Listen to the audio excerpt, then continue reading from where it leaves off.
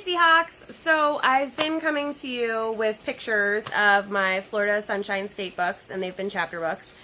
And I promised you a read aloud sometime over the summer, and I finally got one of my junior picture books off my library wait list. So I thought I would take this time to read aloud to you. And I've also been coming to you from some of my favorite places to read. And I've been traveling a lot, but I'm finally home. And when I'm at home, one of my favorite places to read is outside. I just love to be outside. And I was just swimming, and of course the afternoon storms are rolling in, ruining my fun in the sun. So since I can't swim anymore, I thought I would read a book. And since I'm reading a book, I decided to record it just for you guys. And this is such an appropriate book for me to be reading to you as your technology teacher, because it's a little something about social media, which we talk about all the time in class. It's called Nerdy Birdie Tweets, and it's by Aaron Reynolds. This is Nerdy Birdie. Nerdy Birdie loves playing video games. This is Vulture.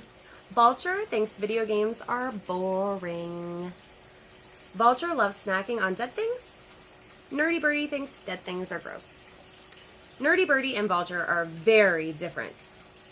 They are also best friends.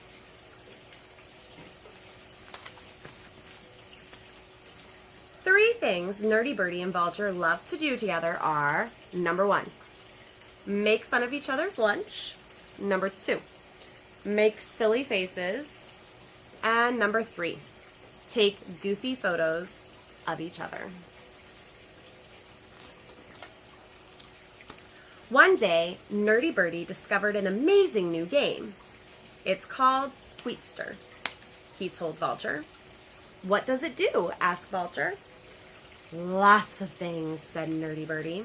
1, it collects tons of friends online who may or may not text you back. 2, you play games with all of them. 3, you can tweet messages and pictures for them all to see. Sounds, awesome, said Vulture, even though it really sounded kind of dull.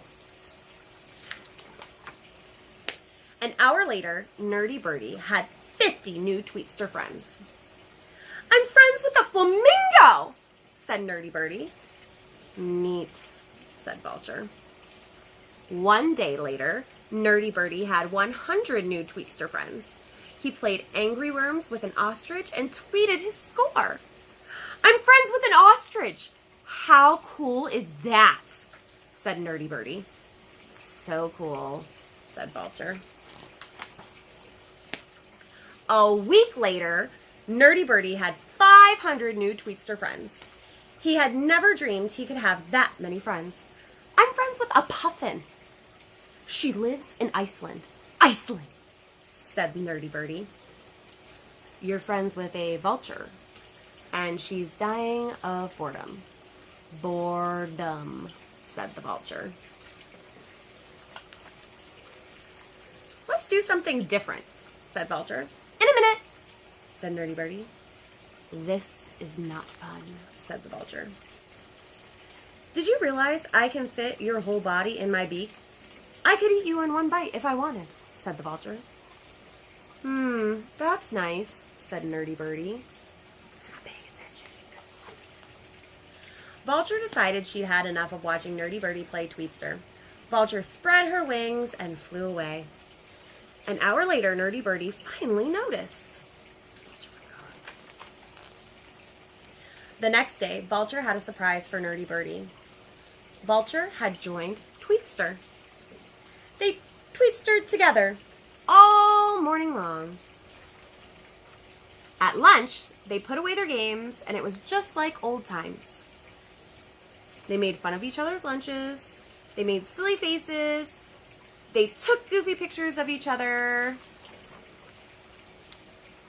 But then they logged back onto Tweetster, and Vulture found a surprise waiting for her. What is this? Vulture asked. @Nerdy Birdie had tweeted a picture of Vulture eating. And it said, Vulture Girl is a messy eater. She eats dead things. Ew. All that, said Nerdy Birdie. It's a picture from lunch. Why did you tweet it to your tweetster friends? Asked Vulture. I thought it was funny, said Nerdy Birdie. Just because you thought it doesn't mean you should tweet it, said Vulture. That is very good advice. Why? Asked Nerdy Birdie. It's embarrassing, said Vulture. I just thought... No, you didn't, said Vulture. She spread her wings and flew away. An hour later, Vulture hadn't come back to their favorite telephone wire. A day later, Vulture still wouldn't answer any of Nerdy Birdie's calls. Vulture! A week later, Nerdy Birdie found a dead squirrel on the road. Vulture's favorite snack. He waited for hours, hoping she might stop by. Vulture never showed. But then it hit him. Nerdy Birdie had 500 tweetster friends. He'd ask them for advice.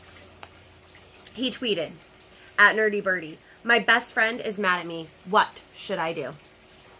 10 minutes later, no one had tweeted him back. An hour later, nobody had tweeted him back. A day later, only 3 tweetster friends had tweeted back. At Ostrich49 tweeted, LOL, stinks to be you. Super helpful, said Nerdy Birdie. At Puffin Stuff said, what do you want me to do about it? I live in Iceland. Unhelpful, said Nerdy Birdie. At Pink Flamingo 7 tweeted, try not to be such a bird brain, LOL, LOL. It wasn't meant to be helpful, but it was super duper helpful. Nerdy Birdie closed down his game. He opened up his tiny little wings and he flew. He flew high, he flew low. Oh.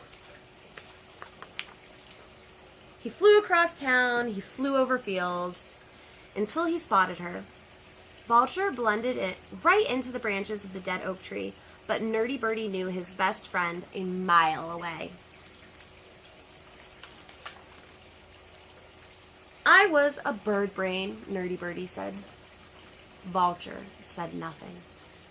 I shouldn't have tweeted that photo of you, said Nerdy Birdie. Again, Vulture said nothing. I'm sorry, said Nerdy Birdie. You should be, said Vulture. I really am. And he really was. What about your 500 tweetster friends? Vulture asked. Nerdy Birdie just shrugged. One real live you is worth 1,000 tweetster friends.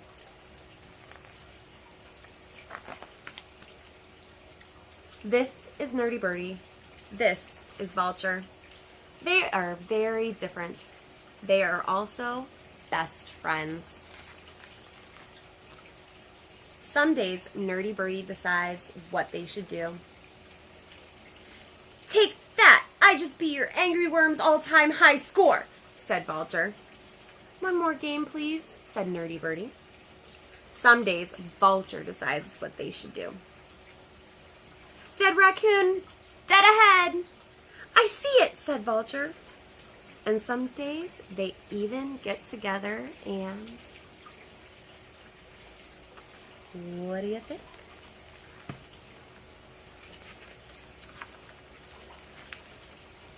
Tweet. This is a great book for you guys to read. Go check it out in your library.